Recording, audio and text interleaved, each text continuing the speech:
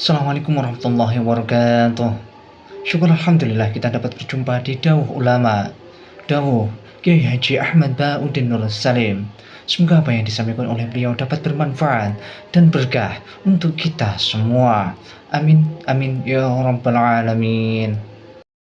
Assalamualaikum warahmatullahi wabarakatuh. Bismillahirrahmanirrahim. Jadi di peristiwa Mi'raj yang jarang diceritakan orang itu, Rasulullah itu ketemu Nabi Adam. Dan Nabi Adam itu disebutkan di sini faidan an yaminihi aswidatun wa an yasarihi aswidatun. Dari sisi kanan itu ada kelompok besar, dari sisi kiri juga kelompok besar. Saya baca teks aslinya ya, tabarruk ya, supaya dapat berkah dari bahasa Rasulullah SAW. Ini cerita Nabi ketika ketemu Nabi Adam. Fa idza nazara qibala yaminih dhakhika wa idza nazara qibala shimalih baka. Nabi Adam ketika melihat ke kanan tuh senyum-senyum, senang sekali. Tapi kalau melihat ke kiri itu nangis. Lalu Rasulullah SAW tanya ke malaikat Jibril, itu siapa? Itu Adam. Dan yang kelompok di kanan itu ahli surga, maka beliau kalau melihat senang sekali, dan kalau yang di kiri itu ahli neraka, kalau beliau melihat itu susah sekali. Artinya apa? Betapa susahnya jadi Nabi Adam itu. Jadi kalau misalnya ada koruptor ketangkep gitu ya, yang nangkep ya cucunya, yang ditangkep juga cucunya. Kalau kita punya anak 10 itu, terus yang satu misalnya nyuri milik temannya, milik saudaranya itu, sing naboi ya anaknya, yang ditaboi juga anaknya. Kayak apa tersiksanya seorang Nabi Adam? Karena nggak punya pilihan, pasti dari sekian kasus dolim dan mazlum, yang mendolimi maupun yang didolimi itu pasti anak cucunya. Jadi betapa susahnya seorang Nabi Adam. Jadi termasuk kearifan kita sebagai manusia itu belajar dari takdir yang kita hadapi, yaitu keterbatasan kita sebagai manusia. Kita harus bisa ngelola kegagalan, terima kodok kodar. Makanya kata Mbah Mun, abahnya Gus Yasin itu sering cerita ke saya, iman itu paling dhuwur itu iman kodok kodar, khairihi wa syarrihi minallah. Kita harus punya kesiapan iman khairihi wa syarrihi minallah. Bahwa segala kebaikan, segala syar itu sudah digariskan oleh Allah Ta'ala. Kita bisa apa sebagai manusia? Jadi pertama Nabi Muhammad ketemu di as-sama idunya, langit paling dekat, itu ketemu Nabi Adam dengan kondisi seperti tadi. Kalau melihat ke kanan itu senyum, karena itu anak-anak beliau, turunan beliau yang ahli surga. Kalau melihat ke kiri itu nangis, karena itu cucu beliau yang ditakdir tidak jadi orang baik. Artinya kalau ada peristiwa sosial, sosial apa saja, yang satu zalim, yang satu mazlum, atau yang satu benar, yang satu salah, atau sama-sama benar tapi salah paham, itu semua adalah cucu Nabi Adam alaihis salam, dan itu membuat beliau kadang-kadang dohika, kadang-kadang senyum, kadang-kadang baka, kadang-kadang nangis. Jadi itu yang menjadikan tambahnya arifnya Rasulullah SAW. Saya teruskan. Qultu ya Jibril man hadza qal hadza Adam wa hadhil aswida an yamini wa an shimali nasamu bani. Fa ahlul yamin ahlul jannah wal aswida allati an shimali ahlun nar. Fa idza nazara qibala yamini dhahika wa idza nazara qibala shimalihi baka. Itu seperti misalnya kita punya anak 5, yang satu sukses jadi profesor doktor atau jadi orang alim, yang satu sekolah saja agak naik, misalnya sudah agak naik, entekno dunya itu nghabiskan harta itu kan. Tapi barokahnya itu mungkin kita mau jadi sombong enggak jadi gitu, karena punya anak yang enggak sukses. Mungkin barokahnya punya anak enggak sukses itu meredam keangkuhan kita, terus kita menjadi orang yang sopan dengan tetangga, dengan orang lain karena dipaksa punya hal-hal yang seperti itu. Jadi semua yang ditakdir Allah kalau kita ridho itu pasti baik. Karena ya kata yang ngarang kitab hikam itu, orang tawaduk itu kalau dinasehati pakai teks saja tidak cukup. Kalau punya utang tuh tawaduk sendiri gitu. Guyonannya orang-orang kiai gitu. Ada orang sombong. Supaya ada sombong, kalau dia ketemu orang yang ngutangin tuh pasti sopan sendiri. Jadi kalau dinasehati suruh sopan susah. Tapi kalau ketemu orang yang ngutangin atau ketemu orang yang dia butuh, pasti dengan sendirinya sopan sendiri. Atau ketemu orang yang menjadikan anaknya dapat pekerjaan, menjadikan keluarganya dapat job pekerjaan, pasti dia sopan sendiri karena utang jasa. Nah kalau kita pasti sopan sama orang yang ngutangi kita, yang menolong kita, apalagi dengan Allah Ta'ala yang semua yang kita pakai pasti dari Allah Ta'ala. Dengan demikian sudah keharusan kita sangat-sangat sopan pada Allah Ta'ala. yang implementasinya dengan sujud dan dengan sholat. Itu juga yang dibawa dari hasil Mi'raj. Ini saya baca teksnya ya, saya tadi jam 9 baca Bukhari di Kudus sama beberapa habaib, alhamdulillah. Sekarang saya teruskan dengan Sahih Muslim. Termasuk kitab 6 yang paling dipakai ahli sunnah itu Al-Kutubus Sittah, yang paling pokok itu adalah Bukhari Muslim. Terus kemudian naik-naik terus ketemu Marartu bi Musa alaihi salam. Ini nabinya Bani Israel. Saya kemudian ketemu dengan Nabi Musa alaihi salam. Nabi Musa itu nabinya Bani Israel. Jadi orang Bani Israel itu bawaannya itu protes. Protes itu komplain. Ketika makomnya beliau dilewati Rasulullah SAW, kelas beliau sebagai nabi, beliau nangis. Ketika nangis ditanya, "Ma yubkika, kenapa engkau nangis ya Musa?" Terus ini saya baca supaya seperti teksnya. Kata Nabi Musa, "Rabbi hadza ghulamun ba'astahu ba'di. Yadkhulu min ummatihi al-jannata aktsaru mimma yadkhulu min ummati." Ini lelaki atau nabi junior, nabi yang datangnya setelah saya, mestinya senior saya. Tapi nabi ini sukses, umatnya lebih banyak masuk surga ketimbang saya. Ini yang bikin saya nangis. Jadi pikirannya Nabi Musa kalau beliau senior, beliau lebih dulu ya umatnya lebih banyak masuk surga. Ternyata enggak. Masih banyak umatnya Rasulullah SAW. Dan ini gaya beliau yang suka protes itu berkah karena protesnya orang soleh. Saya ulang lagi, apa-apa kalau dilakukan orang soleh itu pasti barokah. Ketika Rasulullah dapat perintah 50 sholat, itu Nabi Ibrahim pertama yang dilewati karena di langit paling atas dibanding nabi-nabi yang lain. Itu Nabi Ibrahim diam karena beliau tidak punya tradisi protes. Semua nabi diam karena Allah memerintahkan pasti sudah bagus lah, sudah diukur kekuatan hambanya. Tapi ketika Nabi Musa, beliau orang pertama komplain. Dapat apa kamu ya Muhammad? Dapat 100 sholat, dapat 50 sholat. Apa komentar Nabi Musa? Umat saya lebih gagah-gagah, lebih keren-keren. Pernah saya uji itu tidak ada yang mampu, apalagi umat kamu. Maka kamu mintalah keringanan. Fas'alhut takhfif, kamu harus minta keringanan. Masyhur itu riwayat itu. Kemudian Nabi minta keringanan sama Allah dipotong hanya 5. 5 masih 45, dipotong lagi 5 masih 40 sampai 9 kali pemotongan.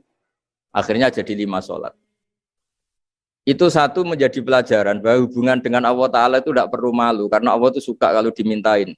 Mestinya kan dipotong 5, minta lagi sungkan. Dipotong lagi 5, minta lagi sungkan. Tapi ternyata berkali-kali. Bahkan ketika sudah 5 itu Nabi Musa masih bilang, ya Muhammad minta lagi keringanan. Jadi kalau itu dikabulkan tuh jadi tidak ada sholat itu. Kalau 5 masih minta.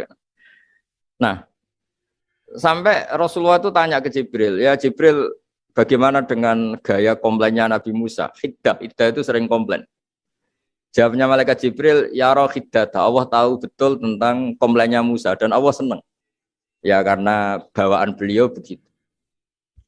Ini penting saya utarakan bahwa dalam Islam itu orang yang lemah lembut, yang samahah, Allahun halim kayak Nabi Ibrahim itu juga Allah suka. Yang suka komplain tapi demi hak, bukan demi konflik. Saya ulang lagi, demi hak, bukan demi konflik. Juga Allah suka. Itu kita menjadi dapat sholat yang hanya 5, itu barokahnya komplainnya Nabi Musa. Karena kita yang lemah ini diukur dengan umat beliau yang kuat. Ternyata umat beliau tidak kuat. Barokahnya tidak kuat itu dipakai tolak ukur, apalagi umatmu ya Muhammad. Kemudian itu yang menjadikan Nabi sebagai orang yang sangat tawaduk, karena yang merintahkan itu senior. Meskipun kita tahu Nabi Muhammad itu Sayyidul Awwalin wal Akhirin, tapi secara lahir, secara jusmani beliau lahir paling belakang, dan secara lahir juga beliau Nabi paling terakhir. Jadi secara hukum adab beliau harus sopan. Tentu sopan itu jadi panutan kita. Meskipun kita tahu hakikat beliau adalah Sayyidul Awwalin wal Akhirin. Secara hakikat. Nanti kita bicara lebih jauh tentang jusmani dan rohani. Nah akhirnya keturutan sampai 5 sholat yang kita lakukan sekarang itu barokahnya komplainnya Nabi Musa. Banyak di cerita-cerita kitab hadis. Ketika Nabi Musa ngaji sama Nabi Khidir, itu komplainnya Nabi Musa menjadi fikih yang luar biasa, kata kitab Ibnu Hajar al-Asqalani, Fathul Bari. Ketika beliau ngaji sama Nabi Khidir, kemudian Nabi Khidir itu dipinjemin perahu sama masyarakat. Sudah dipinjemin karena beliau majanan ya, dikasih gratis. Tapi di tengah-tengah perjalanan perahunya itu dilubangi. Nabi Musa komplain, akhirat tahal itu khriqo ahla, masa kamu lubangin padahal kamu naik, nanti gimana, kamu sudah pinjem, nggak bayar, masih ngerusak lagi, itu apa-apaan. Nabi Khidir ya relax saja, ilmu kamu belum cukup untuk menganalisis ini. Begitu juga ada 3 peristiwa yang Nabi Musa itu selalu komplain. Apa yang dikatakan Ibnu Hajar al-Asqalani itu kitab yang sangat bagus sekali. Justru dengan protes itu Nabi Musa punya kelas di atas Nabi Khidir. Karena orang nggak boleh sukut alal mungkar. Karena secara fikih orang itu tidak boleh mendiamkan sesuatu yang buruk. Kita tahu dalam aturan fikih, di antara kewajiban kita adalah ingkarul mungkar. Mengingkari sesuatu yang memang harus diingkari. Ya meskipun tentu tidak dengan sikap destruktif yang merusak dan apa. Tapi yang nggak baik tentu kita ingkari. Perilaku Nabi Khidir yang melubangi perahu yang tidak miliknya, padahal yang punya perahu sudah menonton, itu perilaku yang enggak baik. Sehingga Nabi Musa protes. Justru protesnya Nabi Musa ini menjadikan beliau selalu di kelas fikih terbaik, yaitu ingkarul mungkar, mengingkari barang yang harus diingkari. Tapi tentu Nabi Khidir juga enggak salah, karena beliau punya perhitungan, di depan nanti itu ada begal-begal, ada kekuatan yang enggak baik, yang selalu akan membegal perahu-perahu yang kondisinya sempurna. Nabi Khidir punya perhitungan, kalau ibarat mobil ini spionnya kok enggak dipecah, enggak diambil, itu termasuk mobil bagus, pasti digarong. Tapi gara-gara spionnya dipecah dulu sama Nabi Khidir, terus depannya dilumuri apa supaya enggak menarik, ini selamat. Jadi perhitungannya Nabi Khidir, wa kana wara'ahum maliku ya'khudhu kulla safinatin ghusba. Di beberapa tafsir diartikan safinah ay sholihah, karena di depannya nanti akan ketemu orang-orang yang dolim, yang selalu ngambil perahu-perahu yang bagus. Caranya gimana supaya perahu itu gak diambil? Ya karena mereka hanya ngambil yang bagus, ya dirusak dulu supaya gak bagus. Kalau ya gak bagus nanti lolos dari garong tadi, dari pengambilan secara dolim tadi. Jadi Nabi Khidir gak salah karena ada visi seperti itu. Nabi Musa protes juga gak salah karena memang tugasnya fikih itu ingkarul mungkar, mengingkari barang yang memang gak benar. Nah, di sini seperti yang dikatakan Gus Yassin, kita harus bisa ngelola perbedaan, ngelola beda sudut pandang dan sebagainya, sehingga kita selalu dapat nikmat Allah Ta'ala, wa allafa baina qulubihim, nikmat yang kita asik, kita hidup asik, nyaman. Doa-doa bapak-bapak saya, guru-guru kita sering ijazahi setiap ketemu teman atau keluarga disuruh berdoa, Allahumma alif baina qulubina wa aslih dzata bainina. Semoga hubungan kita dengan orang lain itu baik-baik saja dan semua konflik kita dibenahi oleh Allah Subhanahu wa taala. Karena kita tidak pernah tahu ya, kita miskin kadang dianggap problem karena takut membebani tetangga. Tapi kita kaya juga kadang dianggap problem karena orang lain takut kalah dengan kita. Kita tidak pernah tahu cara pandang orang lain. Jadi kadang-kadang kita menang gitu, sama yang seneng dikira kita pemikir serius. Gitu. Tapi sama yang nggak seneng dikira kita merengut. Kita guyon, kata yang seneng itu luar biasa. Kita dianggap orang yang ceria. Bagi yang nggak seneng dianggap arogan. Jadi kita tidak pernah bisa ngelola pikiran orang lain. Nah, barokahnya rahmat Allah yang tidak terbatas kita seperti ini. Dan itu digambarkan oleh Allah Ta'ala ketika ketemu antar Nabi. Itu cara pandang ya beda-beda. Nabi Ibrahim itu kalau melihat orang yang nggak benar, itu ya ngendikannya faman tabi'ani fa innahu minni wa man asani fa innaka ghafurur rahim. Ya Allah, yang ikut saya ya karuan kelompok saya, yang tidak ikut saya semoga engkau banyak mengampuni mereka. Nabi Nuh beda sekali cara pandang. Nabi Isa ubudiyah murni. Ketika melihat orang yang nggak benar, beliau tidak ngambil sikap. Beliau ngendikan intu adzibhum fa innahum ibadu. Kalau engkau siksa nggih monggo Gusti, wong itu hamba-hamba jenengan, itu terserah jenengan. Wa in taghfir lahum, kalau engkau ampuni nggih monggo, jenengan yang punya pertimbangan lebih bijak. Dan itu yang dalam banyak hadis ketika Rasulullah SAW melihat umatnya di akhir zaman yang macam-macam, Nabi ngambil sikap kayak sikapnya Nabi Isa. Sebagian riwayat Nabi mengatakan fa'aqulu kama qalal abdus soleh. Saya akan ngambil sikap kayak sikapnya al-abdus soleh. Di hadis itu diredaksikan yaitu dengan redaksi intu adzibhum fa innahum ibaduk wa in taghfir lahum fa innaka antal azizul hakim. Ya saya teruskan. Kemudian akhirnya Rasulullah SAW sampai ke Sidratil Muntaha. Wa ra'aitu Ibrahim alaihi salam wa ana asbahu waladih bih. Ketika ketemu Nabi Ibrahim, hubungan Rasulullah itu sangat emosional. Beliau yang pertama diceritakan Saya ketika tentang Nabi Ibrahim itu senang sekali karena ternyata saya ini cucu beliau, turunan beliau yang paling mirip beliau. Jadi ini unik dari sekian peristiwa besar, peristiwa langit. Kemudian Nabi ada hubungan emosional yang luar biasa ketika ketemu Nabi Ibrahim. Pertama yang dikatakan Nabi, wa ana asbahu waladihi. Saya adalah cucu yang paling mirip beliau. Dan ini kita tahu akhirnya di semua syariat kita istilah resminya itu anit tabi millata Ibrahim Hanifah. Di istilah resmi agama kita millata abikum Ibrahim, agama leluhur kamu Ibrahim. Kita ketika baca sholawat, Allahumma sholli ala sayyidina Muhammad, terusannya juga kama sholli ta'ala sayyidina Ibrahim wa ala ali Ibrahim. Dan seterusnya, dan seterusnya. Kemudian yang terakhir saya cerita secara akidah Ahlussunnah wal Jamaah yang dianut oleh Imam Asy'ari dan Maturidi. Meskipun secara lahir itu Nabi mengalami pertemuan dengan Allah di Sidratil Muntaha, tapi tetap saja kita cara pandang bahwa Allah Ta'ala itu mukhalafatul hawadis. Allah tidak bisa kamu andekan di satu tempat terus ngalami hal-hal yang kita alami sebagai makhluk. Sebab itu sirinya kenapa di surat Isra dimulai dari subhanalladzi. Allah tetap maha suci. Maha suci itu artinya terbebas dari yang kita alami.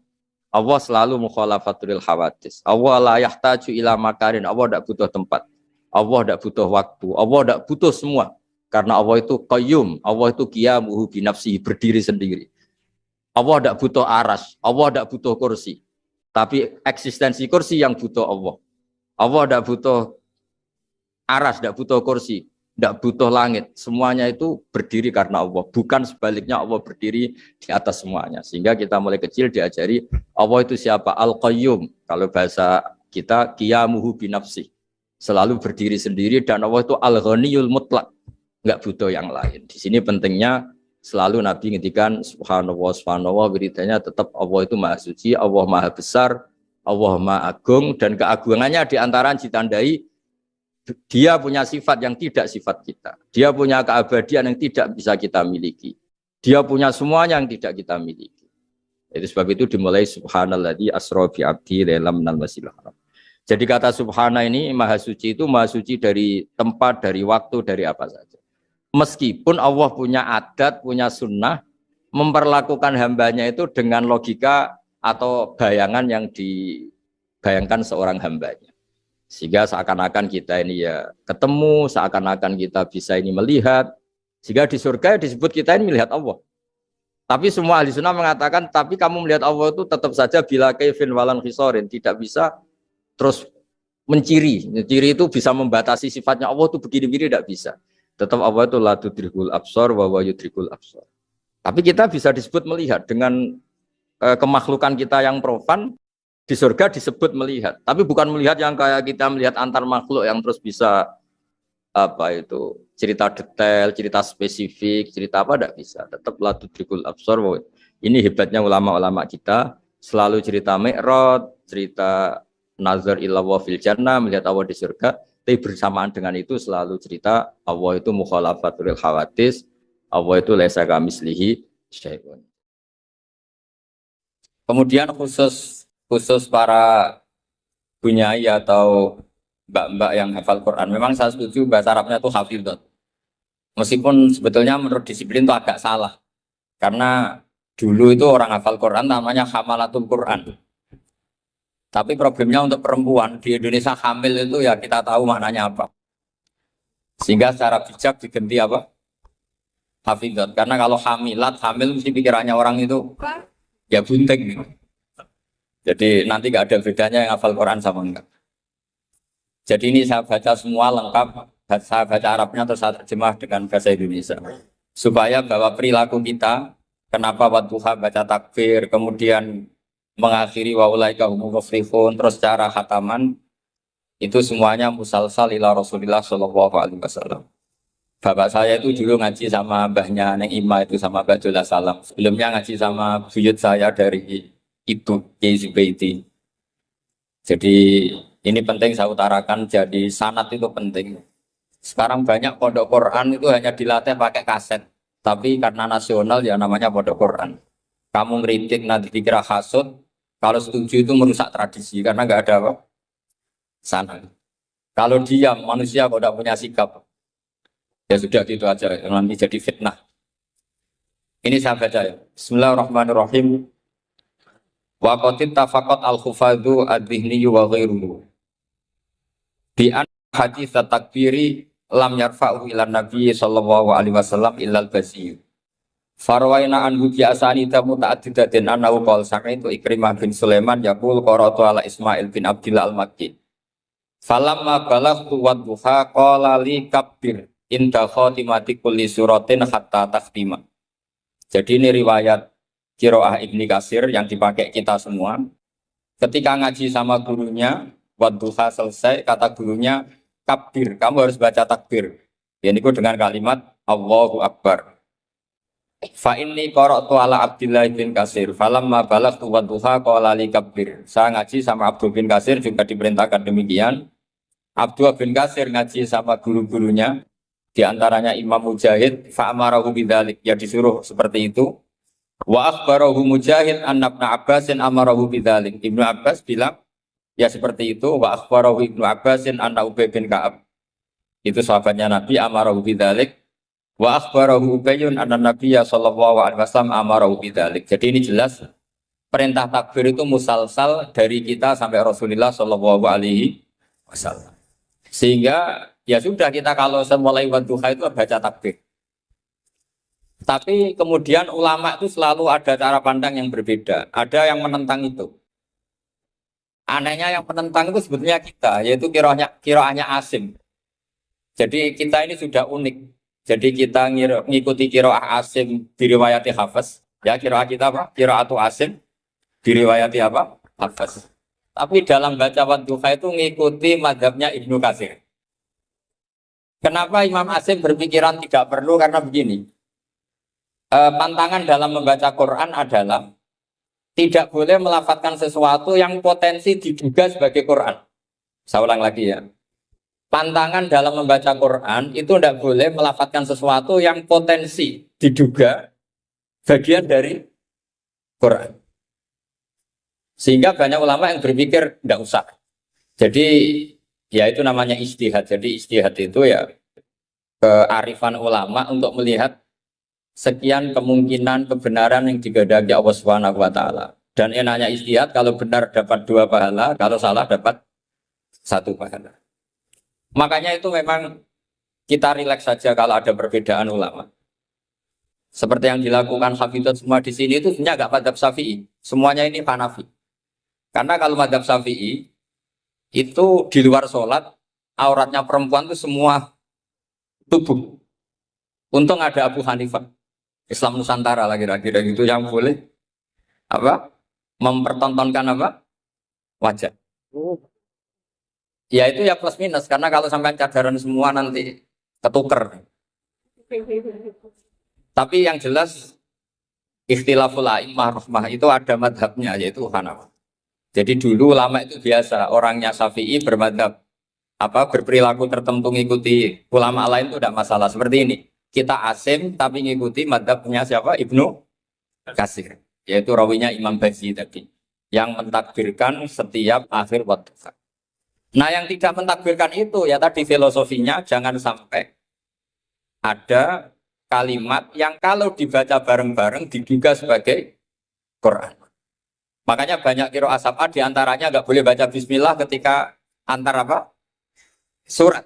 Karena bismillah antar surat itu tidak bagian dari Quran kecuali Fatihah. Makanya banyak yang waslul jami, qat'ul jami itu adalah dalam ilmu sab'ah. Logikanya seperti tadi. Ya, saya ulang lagi ya. Jadi pantangannya di Quran itu diantaranya apa? Tidak boleh melafadzkan kalimat yang potensi diduga sebagai Al-Quran. Sebab itu ada mazhab yang tidak membolehkan. Tapi ada mazhab yang membolehkan karena orang sudah tahu semua bahwa konteksnya tidak Quran. Tapi memang takbir bersyukur. Ya jelas ya, jadi ini penting supaya secara kesanatan jelas. Terus sekarang tentang takmil ya, alinea kedua. Takmilun, yaitu tadi kenapa setiap khataman justru diakhiri dengan wa ulaika humul muflihun, tidak terus anas berdoa enggak. Takmilun. fi masaila tata'allaqu bil khatmi. Al-ula sabatan nasu anil makki min riwayatil Bazi wa kumbul wa ghairihima. Anna man qara wa khatama ila akhirin nas qara al-Fatihata wa ilal muflihun min awalil Baqarah. Jadi justru setelah khataman, ya saya ini hanya bantu ya. Artinya saya yakin semua hafizat melakukan itu. Tapi kan nggak tahu referensinya di mana. Nanti dikira di primbon, makanya ini saya tunjukkan. Nah, setelah saya tunjukkan potensinya jenengan nggak punya kitabnya. Makanya tak bantu, tak fotokopi. Jadi saya sebelum datang ke sini kemarin saya fotokopi. Karena saya datang ke sini yang nyuruh mbah saya, Mbah Bumi Maftuhah. Saya itu jarang mau hadir di acara umum kecuali kalah tua. Makanya jangan berharap ngundang saya. Kalau sampai tidak lebih tua ketimbang saya insya Allah tidak mau. Jadi yang merasa tidak mbah saya mohon tidak ngundang saya. Tapi kalau ada mbak-mbak yang merasa mbah saya, ya saya mau. Tapi dia harus siap mendadak tua. Karena jadi mbah saya. Saya ulang lagi ya, ini supaya jelas. Saya mohon nanti keluarga-keluarga yang mungkin kurang jelas minta keluarganya pasti ada yang paham kitab, paham baca. Yang jelas ini di kitab Ghoisun Naf'i yang dipakai lajnah internasional dalam mentasih mushaf, termasuk kata pengantar di semua mushaf internasional. Saya mencari di akhir lajnah, itu biasanya ada kata pengantar. Di antaranya merujuk kitab yang dikarang Imam Sofakusi. Itu yang ngarang kitab Ghoisun Naf'i. Sarahnya kitab Satibi. Ya, Satibi di ilmu qiraat itu ibarat Nawawi dalam madzhab Syafi'i. Jadi semua riwayat tentang qiraat sab'ah itu semuanya nginduk namanya Imam siapa? Satibi. Satibi sebetulnya nginduk sama Abi Amrin Ad-Dani. Terus sampai seterusnya sampai ke Imam Sab'ah. Nah, kalau sampean tanya, kenapa justru yang menjadi qiraah masyhurah itu justru Imam Asim? Padahal dia orang Kufah. Kenapa tidak Imam Nafi' padahal beliau qari'un madaniyun? Kenapa tidak Ibnu Katsir padahal beliau qari'un makkiyun? Padahal pusat Islam itu di Mekah dan di mana? Madinah. Karena begini ceritanya. Sayyidina Ali karramallahu wajhah itu akhirnya sakanal Kufah. Beliau keluar dari Madinah, berdomisili di mana? Kufah. Dan di situ diikuti oleh akabiru ashabi Rasulillah. Oleh sahabat-sahabat Nabi yang senior-senior termasuk Abdul bin Mas'ud. Sehingga pelajaran Quran itu paling banyak di Kufah. Termasuk yang ngaji namanya Habib, ini nama orang kan? Abdullah bin Habib As-Sulami bin Abdirrahman. Lah yang ini itu punya murid namanya Imam Asim. Sehingga karena Akhodal Asim an Abdullah bin Abdirrahman As-Sulami, ini terus langsung sanatnya Ali, kalau langsung sampai Sayyidina Ali. Jelas ya? Karena Sayyidina Ali itu punya murid paling alim namanya Hasan Basri, hidup di Basrah. Sehingga kalau kita belajar nahwu itu perkhilafan lughat fusha justru antara orang Kufah dan orang apa? Basrah. Karena ada migrasi para sahabat ke Kufah dan apa? Basrah. Lama-lama jadi Qubbatul Islam. Terus lahirlah Baghdad. Makanya ketua wali itu tidak di Mekah tapi malah di Baghdad. Artinya begini, kalau sampean punya madzhab begini, terus ada orang Mekah tertentu, kita yang orisinil, sampean nggak usah kaget. Sebetulnya Mekah itu lama sekali ditinggal akabirus sahabat. Sehingga tidak usah diterus-teruskan kenapa madzhabnya orang Mekah sekarang seperti itu, sampean nggak usah kaget. Karena akabirus sahabat banyak yang sakanu al-Madinah, summa sakanu Syam, summa sakanu Kufah. Sehingga zaman itu justru Mekah rapati keduman akabirus sahabat. Tapi ini bisa panjang kalau saya terangkan nanti. Tapi yang jelas kita keren karena sanatnya sampai Imam siapa? Asim. Terus saya baca terus ya. An-namang qara'a wa khatama ila akhirin nas qara al-Fatihata wa ilal muflihun min awalil Baqarah. Jadi mulai dulu tradisinya setelah khatam tidak berdoa tapi baca lagi Fatihah, kemudian baca lagi sampai ayat Al-Muflihun min awalil Baqarah.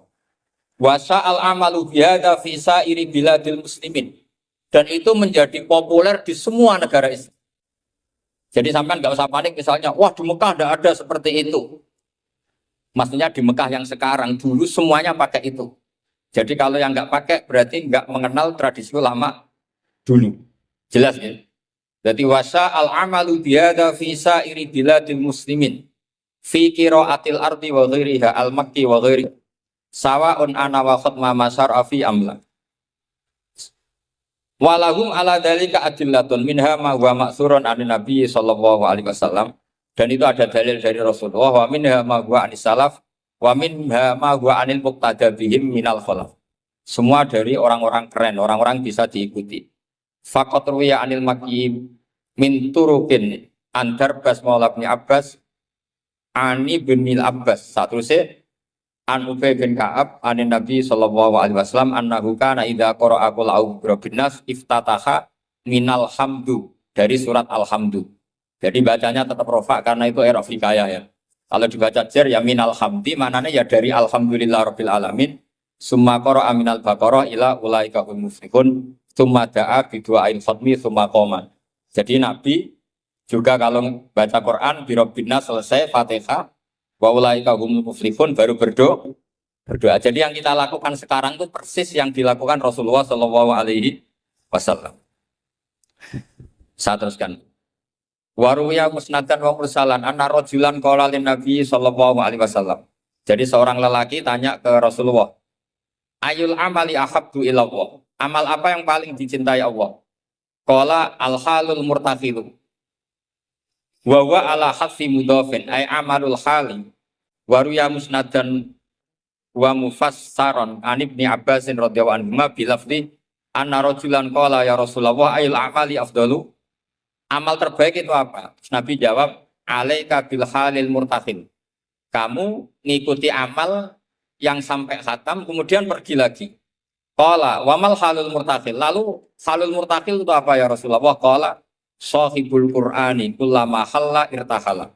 Yaitu orang yang membaca Quran setiap khatam lalu beranjak jalan lagi. Jadi tidak berhenti di nas tapi langsung memulai lagi. Jadi kullama halla irtahala, sekali selesai jalan lagi, tidak berhenti di situ. Ekul lama faragha min khutmatin syara'a fi ukhra. Setiap khatam ini selesai, maka syara'a fi ukhra. Jadi nanti setelah jenengan pulang, ya benar-benar wa ulaika hum muflihun diteruskan lagi. Jangan nunggu ada undangan di sini. Wah itu berarti sampean bohong. Ya semoga enggak bohong. Tapi sebagian potongannya bohong karena kalau yang enggak punya pondok biasanya setelah pulang ya gosip. Acaranya keren. Wakil gubernurnya ganteng, wah itu rekod nanti. Enggak boleh seperti itu. Wakil gubernurnya orang alim, putranya Mbak Mun, itu boleh. Karena suaminya enggak cemburu. Tapi kalau bilang wakil gubernurnya ganteng, itu pasti tidak ibadah itu karena sensitif. Saya nanti juga cerita istri saya gitu, hafidotnya banyak, banyak. Enggak boleh saya teruskan cantik, nanti sensitif. Ya sudah seperti itu aja sifatnya. Nyari yang aman. Kullama faragha min khutmatin syara'a fi ukhra. Syubbiha bi musafirin faragha min safarin wa halla manzilahu sumartahala bi sur'atin di safarin akhar. Ya ibarat kayak orang dagang setiap sudah pulang lalu tetap berencana ke tempat kerjanya lah lagi. Intinya enggak ada selesainya. Apa enggak ada apa? Selesai. Lalu yang terakhir, ini karena saya masih punya waktu hanya 4 jam. Jadi nanti permintaan yang EMA dikonfirmasi ke ketua takmir. Karena nanti kena sempit sholat apa? Duhur. Tadi saya berdoa, semoga dapat waktu sempit. Alhamdulillah kesampaian. Karena ini tinggal, jadi tadi gak salahnya siapa-siapa, memang mustajabnya doa saya. Tadi saya berdoa supaya dapat waktu sempit. Alhamdulillah kesampaian. Ini jelas kesampaian ini. Ini tinggal 35 menit. Yang terakhir adalah al-khotimuna li kitabillah ala salasati firokin. Cara mengkhatami Quran itu ada 3 model, 3 kelompok, makanya nanti 3 kelompok ini menjadi 3 model. Faminhum firqatun, ya sebagian kelompok begini. Idza khotamu istaghalu bil istighfar ma'al khuljali wal khaya. Setelah khatam mereka sibuk istighfar, merasa malu. Apalagi khataman di sini, pasti ada yang mencolot-mencolot kan? Apalagi yang nyemak biasanya mau belok pojokan itu. Alimun hakim, padahal ayatnya hakimun alim. Nah, itu kan mesti ada dosanya, karena pasti kadang baca wati ini, tapi diakhiri wal asri. depannya wati ini, tahu-tahu watawasaw bil haqqi watawasaw sabr. Karena mulai illal ladzina amanu wa amilus sholihat itu langsung mencolot ke wal asri. Sama, biasanya orang hafal Quran problemnya gitu. Yang di surat Baqarah sebenarnya itu wakula. Yang di juz 8 pakai fa, fakula. Kadang juz 8 diletakkan juz 1 diletakkan di juz 8. Saya hafal lah kelakuannya santri-santri karena saya biasanya emang. Jadi saya yakin semuanya pernah salah. Sebab itu kalau khataman tidak usah sok suci tapi malah ma'al khojali, merasa malu, merasa perlu istighfar. Itu juga bagian dari tradisi khatamannya ulama-ulama dulu. Wa haula'i qaumun ghalaba 'alaihim al-khawfu lima arafu min syiddati satwatillah wa qahrihi wa batsi. Wa ra'au a'malahum lam mastawat 'alaihim minat taksir bin nisbati janibir rububiyah ilal ubah aqrab. Fa'ikonu seterusnya. Makanya mereka yakin dalam amalnya itu banyak masalah. Maka perlakuan terbaik adalah membaca istighfar. Jadi nggak boleh sampai misalnya gini, ya Allah beri saya rezeki yang banyak, barokahnya khatam Quran. Memangnya Anda khatam betul? Coba tadi yang baca banyak yang korupsi nggak? Nggak usah diceritakan, jeleknya orang dosa. Makanya saya punya teman tuh agak nakal, kalau ndonga begini, ini kisah nyata. Tidak bikhatmil Quran, kata dia itu biciptil Quran, karena hanya ngicipi, bukan sempurna. Karena memang orang ngapalkan Quran kayak gitu ya, memang kalau cepet ya ilmu tafsir kumfal di luar apakah berwasi apakah foto luar sama suara itu kan Jibril saja kalau dengar bingung itu apa gitu gitu.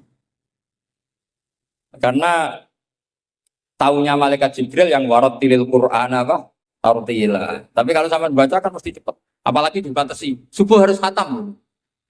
Ya sudah pokoknya orang sudah karu-karuan ya. Ya nggak apa-apa daripada nggak terus. Tapi jangan, makanya doanya itu nggak usah pakai doa khataman. Allahumma arhamna bil Quran, wanfa'na bil Quran. Jadi nggak bohong ya kan?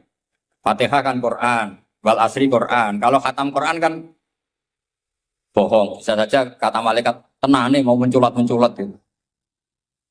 Ya jelas ini bukan nyindir tapi fakta.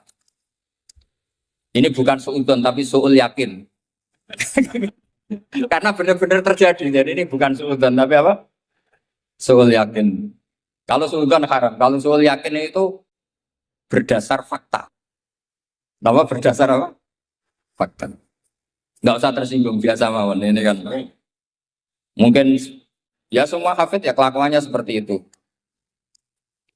Loh ya kalau sampean baca tartil nggak akan cukup waktu 4 jam. Coba baca yang tartil. A aja dulu latihannya. Oh ini masuk katanya. Kata gurunya ada. Mas mesti tidak selesai. Makanya ada ulama yang kalau tradisinya khatam mereka istighol dengan istighfar meminta maaf karena merasa amalnya tidak sempurna. Ya saya teruskan ya. Wafir koton ukhro yasilunal khutmah as-saniyata bil khutmatil ula min ghairi istighalin bidu'ain wal istighfarin. Imma takdiman li mahabbillah ala mahabbihim aw khaufan ayyakuna fi dzalika haddun min hududin nafsi. Ada sebagian ulama sekali khatam langsung baca terus tanpa diselingi doa. Karena di mana-mana doa itu pasti kepentingan pribadi. Mereka malu di depan Allah menggunakan Quran untuk kepentingan pribadi. Sehingga setelah khatam langsung terus ngaji lagi. Karena mereka lebih mendahulukan kalamullah yaitu Quran ketimbang minta-minta sama Allah Subhanahu wa ta'ala. Itu juga tradisi. Sama nggak usah ikut tradisi itu, nanti dikira Wahabi. Ya sudah ikut yang umum saja. Ya tapi ada, tradisi itu ada. Ya saya ulang lagi ya. Jadi alasannya mereka taqdiman limahabillah. Mendahulukan apa yang dicintai Allah yaitu Quran, mengalahkan kepentingan pribadi. Tentu doa termasuk kepentingan pribadi. Kemudian ini yang biasa kita lakukan ya yang biasa kita lakukan yaitu ini yang paling pokok ini karena waktunya mepet. Wafir koton ufrawahum al aksaru. Nah itu digarisi ya karena itu partai kita, grup kita. Hitung itu dari berapa itu? Sudah ketemu ya? Wa firqatun ukhra wa hum al-aktsarun. Idza khatamu istaghalu bidu'ai wa alahu fihi. Lima tabata indahum min adillati dzalik. Kelompok yang lain dan itu mayoritas ya, kalau khatam selesai mereka berdoa dan serius. Alahu itu serius. Kalau orang Jawa maknanya itu permintaan yang serius. Faqat rawat Tirmidzi wa qala haditsun hasanun an Imran bin Husain radhiyallahu anhu annahu qala marra ala qari'il Qur'an summa sa'ala fastarja'a summa qala sami'tu Rasulullah sallallahu alaihi wasallam yaqul man qara al-Qur'ana falyas'alillah bi fa innahu sayaji wa aqwamun yas'aluna bin nasa. Siapa yang baca Quran maka harus meminta Allah atas nama Quran itu daripada membaca Quran kemudian meminta-minta manusia. Wa rawahu wa ghairuhu an Anas radhiyallahu anhu anna Nabiy sallallahu alaihi wasallam qala inda khatmil Qur'ani da'watun mustajabatun wa sajaratun fil jannah. Jadi setiap khatam Quran kalian semua punya jatah doa sing mustajab dan punya jatah satu pohon di surga. Jadi intinya menjadi perantara ke surga. Wa kana Anas bin Malik wa Abdullah bin Mas'ud wa Abdullah bin Umar radhiyallahu anhum yaf'aluna dzalik. Dan sahabat-sahabat melakukan khataman kemudian berdoa. Wa sahha anil Hakam bin Atibah bi fathit ta ba'da ya sanatun seterusnya at-tabi'il jalil annahu qala arsala ilayya mujahidun wa intahu ibnu abi lubaba faqala inna arsalna ilaika li anna aradna an nakhtimal qur'ana. Jadi tradisi undangan seperti ini itu sudah ada mulai dulu. Dulu para tabi'in kalau mau khataman Quran ngundang tetangga kalian saya undang karena kami mau khataman Quran ya, ini dalilnya kita ini dalilnya tradisi guru-guru kita. Inna arsalna ilaika li anna aradna an nakhtimal qur'ana. Kita ngundang kalian karena kita ingin khataman Quran. Wa du'a yustajabu inda khatmil qur'ani, karena doa mustajab ketika khataman Quran. Falamma farahu min khatmil Qur'an da'a bi da'awatin. Kemudian setelah benar-benar khatam mereka banyak berdoa. Wa fi ba'di riwayatihi wa annahu kana yuqal inna rahmata tanzilu inda khatimatil Qur'an, karena rahmat turun ketika khataman Qur'an. Warawat Darimi fi musnadihi an Humaid al-Arad qala man qara al-Qur'ana tsumma da'a ammana ala du'aihi arba'atu alafi malakin. Jadi kalau orang khataman Quran kemudian berdoa itu yang mengamini 4.000 napa? Malaikat. Jadi jangan tenang saja, kalau aminnya tidak mandi nanti didukung 4.000 siapa? Malaikat. Jadi nanti yang amin boleh tenanan ya baik, enggak tenanan ya karena sedang andalkan berapa? 4.000 malaikat. Wa nassa jama'atun minal ulama al-muqtadabihim ka Ahmad bin Hambal ala istibabi du'a al khatmi.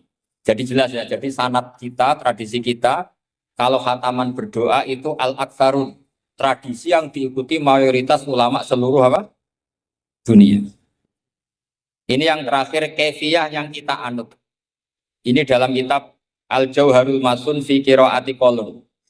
Jadi saya punya kitab sab'ah banyak termasuk namanya Al-Jauharul Masun fi Qiraati Qolun. Itu karangannya Habib Hadi bin Hasan Asgaf, orang Yaman. Kita akan ini namanya apa? Dirosah ya. Jam'iyah Mudarasatil Quran. Ini saya terangkan pertama istilah mudarosah. Al-mudarosatu sunnatun. Wa ya ayyaqra'a syakhsun hisban wa yaqra'a al-akharu aynama qara'ahul awwal wa hakadha.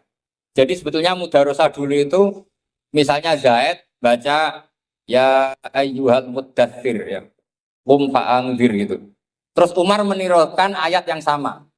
Bakar menirukan ayat yang sama, Ali menirukan ayat yang sama, itu mudarosah. Saya ulang lagi ya. Jadi misalnya gurunya baca ayat tertentu, ya ayat apa? Tertentu. Kemudian ayat yang sama persis diulang. Itu namanya apa? Mudarosah. Saya baca lagi ya. Ayat ro'a syakhsun hisban wa yaqra al-akharu aynama qara'ahul awwal wa hakadha. Fahadhihi ya sunnatu allati kana yudarisu Jibrilu an-nabiyya sallallahu alaihi wasallam. Ya dengan cara itu Nabi dulu ngaji malaikat apa? Jibril. Jadi Jibril baca yang misalnya ya ayyuhal muddatsir gitu ya. Terus Kanjeng Nabi mengulang lafaz yang sama. Ya, itu namanya mudarosah. Nah, tapi kalau di Indonesia itu yang seperti ini itu nanti ada lagi namanya. Tapi ya nggak apa-apa dinamai mudarosah nggak apa-apa. Fakana Jibrilu yaqra'u awalan summa yaqra'u an-nabiyyu sallallahu alaihi wasallam ainama qara'ahu Jibrilu. Jadi Jibril baca dulu, kemudian Nabi baca ayat yang persis yang dibaca malaikat siapa? Jibril. Makanya kata Allah, fa idza qara'nahu fattabi' Qur'an. Setelah saya baca kamu ikuti. Ala lisani Jibril itu. Nah, kalau yang kita lakukan ini masuk definisi ini, yang tradisi kita ya. Wa amma ayyaqra'a ahadun hisban aw nahwahu wa yaqra'al akharu min haitsun tahal awwalu fa hiya idaratun bil Qur'an wa hiya mustahsanatun aidan. Jadi kalau tradisi kita kan misalnya kita baca ya misalnya kan wa ma adraka ma saqar misalnya la tuqi wa la tadhar lawahatul lil basar 'alaiha tis'ata asyar. Terus ada yang teruskan wa ma ja'alna ashaban nari illa malaika wa ma ja'alna idatahum, terus ada yang berhenti kalla wal qamar wal laili id adbar wasubhi idza asfar innaha la'ihtal kubar. Terus teruskan lagi nadhir lil basar man sya'a minkum ayataqaddama aw yata'akhir. Itu nama resminya idaroh. Idaroh itu puteran. Ya tapi nggak apa-apa kalau nama istilah itu apa artinya sih. Jadi yang jelas tradisi yang kita lakukan itu ada sunnahnya ila Rasulillah Shallallahu Alaihi Wasallam. Meskipun ada sedikit perbedaan nama. Saya kira demikian. Sahabat beriman yang dirahmati Allah Subhanahu wa taala. Kiai Haji Ahmad Bauddin Nur Salim yang akrab disapa dengan Gus Bah telah menempatkan dirinya sebagai salah satu ulama paling berpengaruh di Indonesia dan dunia melalui pendekatan dakwah yang moderat dan penuh substansi. Gus Bah tidak hanya menjadi tokoh agama yang dihormati dalam negeri, tetapi juga mendapatkan pengakuan di panggung internasional. Gus Bah lahir di desa Narukan, Kragan, Rembang, Jawa Tengah pada tanggal 29 September 1970. Ayahnya, Kiai Haji Nur Salim Al-Hafidz, adalah pendiri pondok pesantren Tahfidzul Quran yang hingga kini menjadi salah satu pusat pendidikan Al-Quran terkemuka di Indonesia. Gus Bah kecil pun dididik langsung oleh sang ayah untuk menghafalkan Al-Quran beserta tafsirnya. Pendidikan formal dan non-formal Gus Bah berlanjut di Pondok Pesantren Al-Anwar, Sarang, di bawah bimbingan Kiai Haji Maimun Zubair. Di pesantren ini, beliau mendalami berbagai cabang ilmu keislaman, termasuk fikih, tafsir, dan hadis. Gus Bah bahkan dikenal mampu menghafal kitab Sahih Muslim secara lengkap, mencakup matan, sanad, dan rawi, kemampuan langka yang hanya dimiliki segelintir ulama. Sahabat beriman yang dirahmati Allah Subhanahu wa taala, alhamdulillahirabbil alamin, telah kita simak bersama dawuh ulama, dawuh Kiai Haji Ahmad Bauddin Nur Salim. Semoga apa yang disampaikan oleh beliau dapat bermanfaat dan berkah untuk kita semua. Amin. Amin ya rabbal alamin. Wassalamualaikum warahmatullahi wabarakatuh.